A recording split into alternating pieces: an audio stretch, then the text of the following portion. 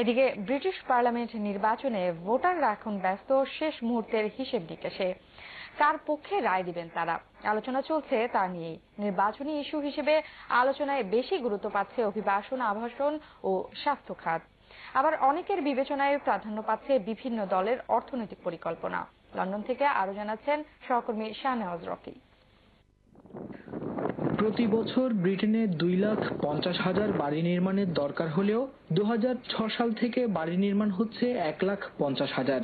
ফলে দিন দিন তীব্র হচ্ছে আবাসন সংকট। অন্যদিকে ব্রিটেনের ন্যাশনাল হেলথ সার্ভিস NHS প্রায় 8 বিলিয়ন পাউন্ড বাজেট ঘাটতিতে রয়েছে, যার ফলে 4 কোটি 30 লাখ লোকের স্বাস্থ্যসেবা ঝুঁকিতে রয়েছে। তাই এবারের নির্বাচনে এইসব বিষয় প্রাধান্য পাচ্ছে ভোটারদের কাছে। NHS, হাউজিং এবং বিশেষ করে আসলে আমাদের ইমিগ্রেন্ট এবং স্টুডেন্ট ফিস, এইগুলার দিক বিবেচনা করে যেগুলা ভালো, যাদের ম্যানিফেস্টো তাদেরকে আমরা ভোট দিব। ব্যবসায়ী হিসেবে যে আমার সুযোগ সুবিধা দেখবে, কর্মী সংকট দূর করবে এবং বিএটি কমাবে, তারে আমি করবো, আমার রায় দিব। তবে কেউ কেউ আবার অর্থনীতির দিকেও খেয়াল রাখছেন। আমি কনজারভেটিভকে ভোট দিতেছি।